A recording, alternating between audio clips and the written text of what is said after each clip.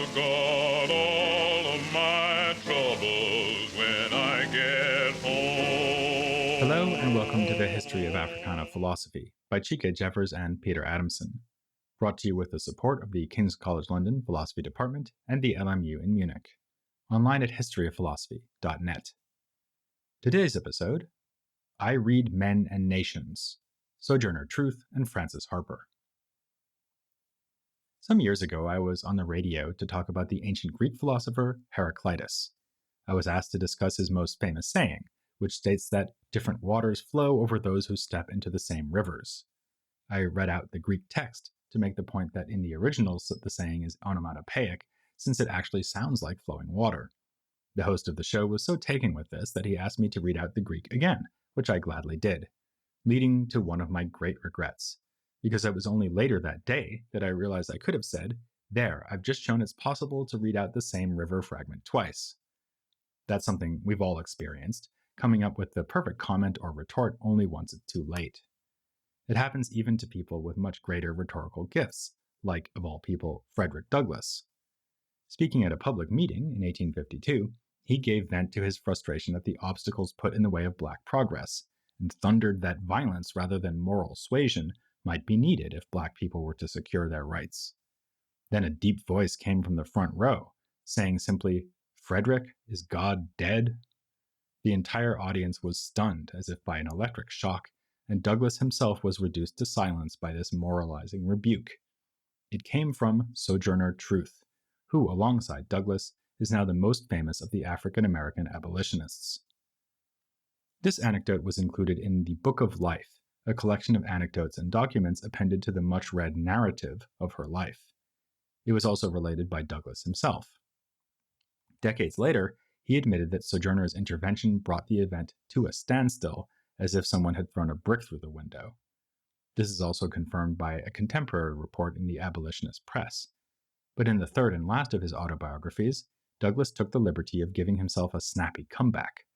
When Truth asked whether God was dead, he supposedly answered, "No, and because God is not dead, slavery can only end in blood."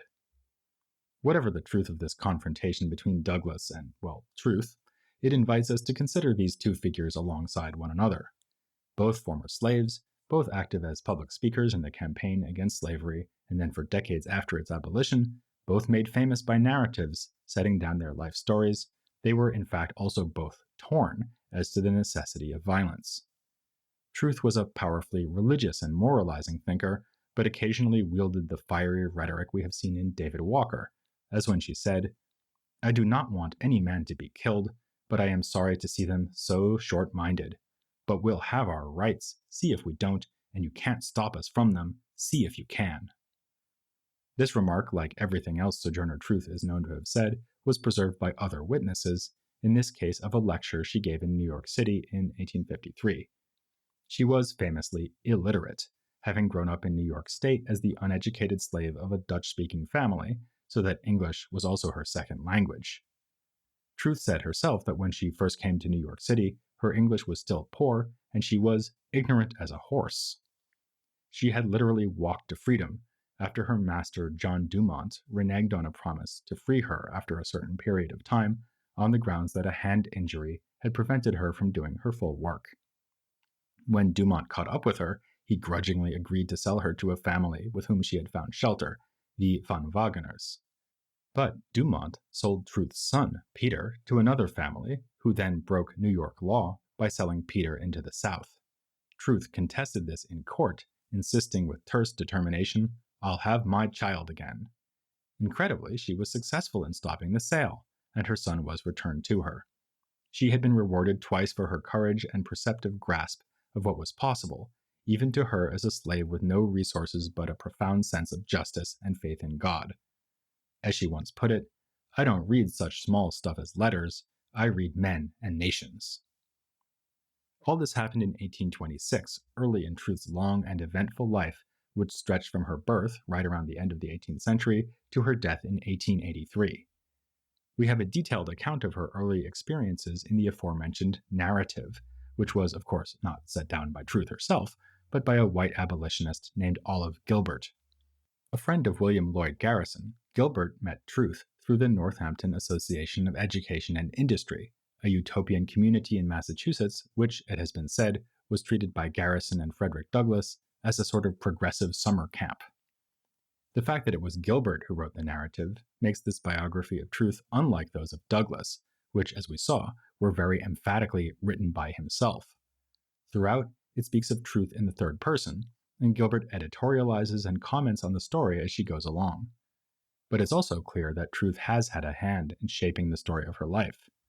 Already before telling that story to Gilbert, she had decided to call herself Sojourner Truth, having originally been called Isabella.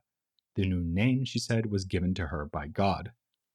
And her involvement in the composition of the narrative itself is clear at certain points, as when Gilbert remarks of one anecdote that it is a comparatively trifling incident she wishes related.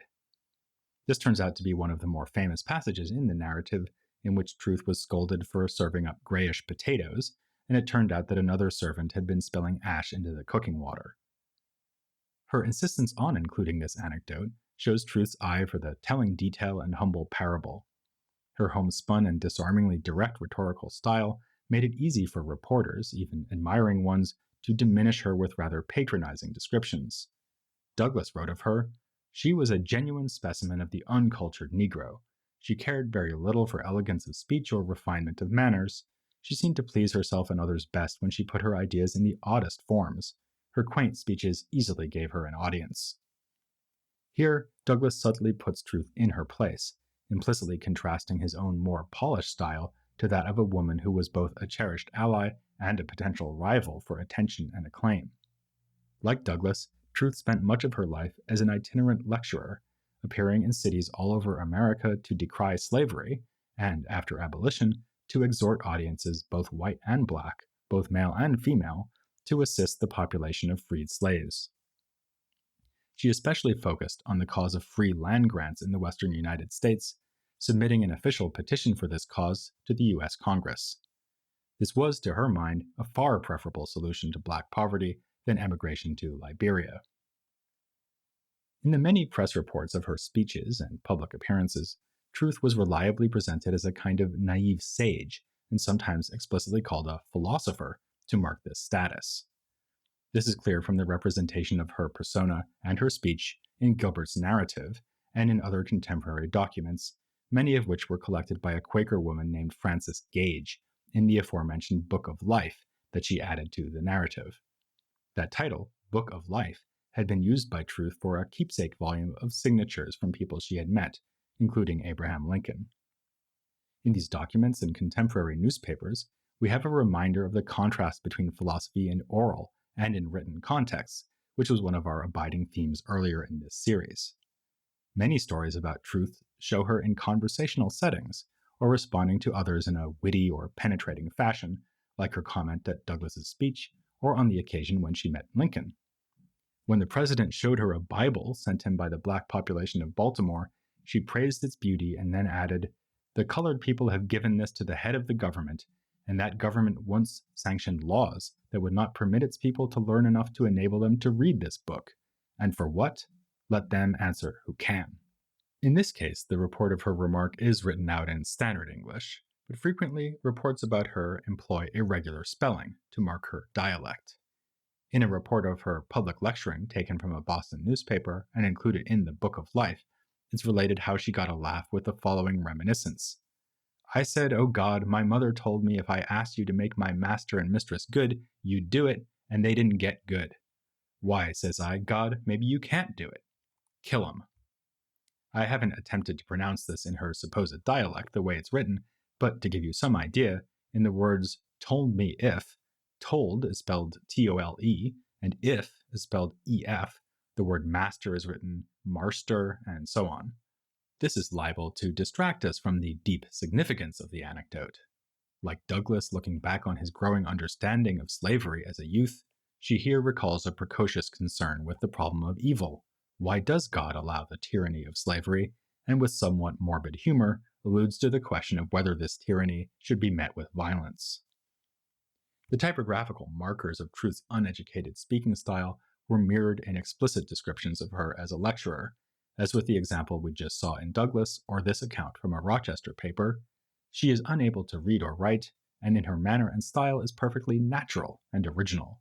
She acts and speaks with the simplicity and innocence of a child and seems to have nothing to conceal. Another press report is somewhat more nuanced.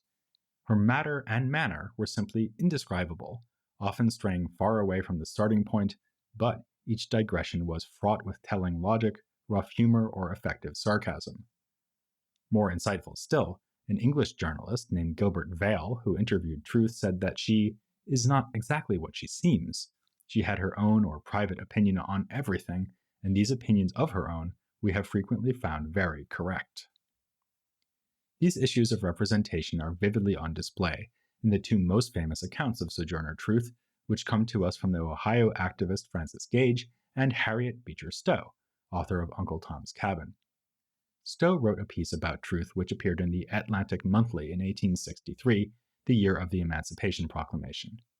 It styles Sojourner as a Libyan Sibyl and consists in part of an interview in which Stowe's questions are in standard English and Truth's in extravagantly marked dialect. It repeats the story of Truth's escape from slavery and dwells on her conversion to a deeply felt Christianity. A key insight came after God inspired her to set out for freedom when she came to realization of his omnipresence, saying, "Oh God, I didn't know you was so big." The same story appears in the narrative, in which Olive Gilbert emphasizes that Truth herself looks back on her earlier religious beliefs as ignorant and simplistic, like the dark imagery of a fitful dream. Stowe's presentation is fond but rather condescending, and makes for a vivid contrast with the personality depicted by Frances Gage in her report of Truth's most renowned speech, which was given in Akron, Ohio in 1851. As one modern-day scholar has commented, while Stowe drew Truth as a quaint, minstrel-like 19th century Negro, Gage made her into a tough-minded feminist emblem by stressing Truth's strength and the clash of conventions of race and gender, and by the riveting refrain, "And aren't I a woman?" This is indeed the most famous line in the speech, and it is worth quoting the passage in full. "I think that 'twixt the N-word of the South and the women of the North all talking about rights, the white men will be in a fix pretty soon. But what's all this here talking about? That man over there say that that woman needs to be helped into carriages and lifted over ditches and to have the best place everywhere. Nobody ever helped me into carriages or over mud puddles or gives me any best place, and aren't I a woman? Look at me. Look at my arm." Here Gage adds, and she bared her right arm to the shoulder, showing her tremendous muscular power. The speech continues, "And I have plowed and planted and gathered into barns, and no man could head me, and aren't I a woman? And I could work as much and eat as much as a man, when I could get it, and bear the lash as well, and aren't I a woman? I have borne 13 children, and seen the most all sold off into slavery, and when I cried out with a mother's grief, none but Jesus heard, and aren't I a woman? Then they talk about this thing in the head. What's this they call it?" "Intellect," whispered someone near. "That's it, honey. What's that got to do with women's rights or N-words rights? If my cup won't hold but a pint and yours holds a quart, wouldn't you be mean not to let me have my little half measure full?" As in Stowe, Truth's words are written out in unconventional spelling to mark her dialect. Great emphasis is placed upon her physical forcefulness, her almost Amazon form, and a voice like rolling thunder. Here, one may have the uncomfortable feeling that Gage reduces Truth to a kind of simple-minded figure whose power comes from the strength of her black body rather than her mind. Truth herself seems to be undermining that construal in the speech, as she emphasizes the importance of her mind in her claim to rights. And by the way, contemporary reports of this speech found in newspapers write out the pint and quart remark in conventional English and do not have her needing help to come up with the word intellect. In fact, Truth's strategy seems to have been more complicated and self-knowing. She understood that her audience would see her in terms of her body and what it had endured, and she manipulated those attitudes for rhetorical effect. On another famous occasion, while speaking in Indiana, she was suspected of being a man because of her deep voice. She informed her white male accusers that, as a slave, she had been required to nurse white baby boys. Then, baring her breasts, she asked them if they wished to suckle from them. It's hard to imagine a more dramatic reversal of the prevailing power dynamics, reminding members of the dominant race and gender that they have sometimes been vulnerable and dependent for their very survival on a black woman. As the speech in Akron and this anecdote reveal, Truth was extraordinary in her insight into the plight of black women and the parallel between the repression of black people and of women. She saw the campaign for women's rights as a kind of extension of the struggle against slavery. In another example of her rather ambiguous views on violence, never to be welcomed but perhaps to be acknowledged as necessary, she said after emancipation that freedom for black people had come through blood, adding, "I am sorry it came in that way. We are now trying for liberty that requires no blood, that women shall have their rights." Of course, we know already that Truth was not the only woman to speak out on these issues. She herself said, "I suppose that I am about the only colored woman that goes about to speak for the rights of the colored woman." But her famous refrain, "Aren't I a woman?" is reminiscent of Maria Stuart's earlier rhetorical question, "What if I am a woman?" And she was not, in fact, the only African American woman in this period to make public lectures or to link the causes of racial and sexual equality. One of the more prominent of her fellow activists was Frances Ellen Watkins Harper. Her biography makes for a sharp contrast with that of Truth. Born free in 1825 and orphaned at a young age, she grew up with her uncle, William Watkins, in Baltimore. Watkins was himself a significant figure in African American letters. He founded an academy of Negro youth and was himself highly educated, having proficiency in classical languages and medicine. He also published essays in Garrison's Liberator and sometimes wrote under the pen name of the Colored Baltimorean. He's singled out under this name in no less a work than David Walker's Appeal as a judicious opponent of the colonization scheme. Thanks to Watkins, his niece, Frances, got an excellent education and put it to good use. Like Phyllis Wheatley before her, she wrote publishable poetry from a fairly young age, and like her contemporary, Martin Delany, she gave public lectures and wrote novels. Her poetry is more overtly political than Wheatley's. It often focuses on the perspective of black women, for instance describing a runaway slave. "She is a mother, her child is a slave, and shall give him his freedom or find him a grave." In another poem about a slave auction, she writes, "And mothers stood with streaming eyes, and saw their dearest daughters sold, unheeded rose their bitter cries, while tyrants bartered them for gold." This focus on the plight of women is also thematized in one of her more famous speeches, "We Are All Bound Up Together," given in 1866 in New York at the National Women's Rights Convention. She speaks of the devastating consequences for her family when her husband died, leaving her with 4 children to care for. Had she been a man, she could simply have remarried, but instead she was left in precarious circumstances, losing all her property but a looking glass. This passage is typical of her writing. The detail about the mirror metaphorically suggests that even in such dire straits, she is left with a kind of self-knowledge that escapes her oppressors. On the other hand, she makes frank emotional appeals to her audience, in this case pointing to the sort of vulnerability that also affected Maria Stuart when her own husband died. As Michael Stancliffe has written in a book-length study of Harper, her speech showed that when husbands and other male guardians die, black women are forced into a realization of their status as property. As we can see from the fact that she was speaking at a convention for women's rights, Harper was active in this movement, as well as advocating for abolition and, after the Civil War, radical Reconstruction in the South. Like Frederick Douglass, she was willing to prioritize black voting rights above those of women. She said, "When it was a question of race, I let the lesser question of sex go, but the white women all go for sex." As for her own view, she would not have the black woman put a single straw in the way if only the men of the race could obtain what they wanted. To white suffragists who were insufficiently alive to the plight of African Americans, she said, "You white women speak here of rights, I speak of wrongs. I, as a colored woman, have had in this country an education which has made me feel as if I were in the situation of Ishmael, my hand against every man and every man's hand against me." In keeping with this, Harper was aware that voting rights were only a step towards genuine liberation. She used her eloquence to promote domestic stability in the black community, as in this passage, "The colored man needs something more than a vote in his hand. He needs to know the value of home life, to rightly appreciate the value of the marriage relation, to know how and be incited to leave behind him the old shards and shells of slavery, and to rise in the scale of character, wealth, and influence." She was also a prominent supporter of temperance, writing such poems as The Drunkard's Child to call attention to the dangers of alcohol. Note again her focus on the way that societal evils manifest themselves in the domestic sphere, also a constant refrain of her remarks on racial injustice, as when she said that failure in Reconstruction would lead to trouble in every parlor and every kitchen. All this may suggest that, like Maria Stuart, she focused mostly on moral exhortation. But, like Sojourner Truth, she also had an eye on economic policy. She was a determined proponent of the free produce movement, a campaign to boycott goods made with slave labor. In this context, she perceptively asked, could slavery exist long if it did not sit on a commercial throne? More generally, Frances Harper and Sojourner Truth make for an interesting contrast.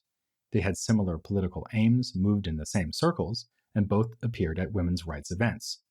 But we've seen how reports about Truth constantly called attention to her humble origins and unpolished speech. By contrast, a newspaper account of a lecture by Harper said that she has a splendid articulation, uses chaste, pure language, has a pleasant voice, and allows no one to tire of hearing her. Whereas Sojourner Truth was known for her performance of folksy, if politically pointed songs, Harper was known for her artful poetry. It's hard to imagine Truth alluding, as Harper did, to the dying words of Goethe, or the political situation in contemporary Russia. Most obviously, where Truth was famously illiterate, Harper was above all a literary figure, an author of such productions as a book-length poem about Moses, whom she considered the first disunionist for his leadership of the slave population in Egypt. In fact, whereas Truth was regularly quoted in dialect, represented by unorthodox spellings and grammar, Harper used this device herself as an author, in works like Sketches of Southern Life, a collection of poetry and a short story published in 1872, and her novel Iola Leroy, which appeared in 1892. Harper was, in fact, long thought of as the first African-American woman to write a novel until the rediscovery in the 1980s of Harriet Wilson's Our Nig from 1859. Scholars have credited Harper with employing in her narrative writings a relatively naturalistic way of using spelling to convey real Black speech, and with varying this technique from one character to another. She also shows characters doing what we would nowadays call code switching, varying between dialect and standard English. Ultimately, then, while Truth and Harper can both be thought of as, among other things, philosophers, this is true in rather different senses. We saw that contemporaries did call Truth a philosopher, meaning by this that she fell into a long tradition of figures who critique hypocrisy and moral and political failings by the example of their own lives and through barbed wit. A striking parallel from the ancient world might be Socrates, or, even better, Diogenes the Cynic, who called his society to account through face-to-face confrontation rather than writing. Actually, at one point, the resonances with Diogenes are almost uncanny. A report about Truth says of her that, cosmopolitan in nature, she calls the world her home, just as Diogenes famously proclaimed that he was a citizen of the world. Harper, by contrast, was didactic in her approach, and frequently articulated the philosophical principles underlying the causes for which she campaigned. She explained the need to educate and liberate women by saying, "It is one of women's most sacred rights to have the privilege of forming the symmetry and adjusting the mental balance of an immortal mind." Her remarks on political philosophy include such fundamental observations as this one.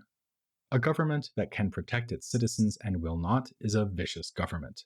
A government that would protect its citizens and cannot is a weak government. In her 1891 speech, Duty to Dependent Races, she sounds like a modern-day liberal theorist when she argues, "The strongest nation on earth cannot afford to deal unjustly towards its weakest and feeblest members." But it was precisely these contrasting styles that made both women such formidable figures in the struggle against oppression. We've seen how Frederick Douglass seems to have been uneasy in the face of Sojourner Truth because of what another contemporary called her humorous, common-sense style. Another activist was more explicit in admitting her reluctance to appear alongside Harper, conceding that, "Wisdom obliges me to keep out of the way, as with her prepared lectures there would be no chance of a favorable comparison." But the woman who said that was no slouch herself.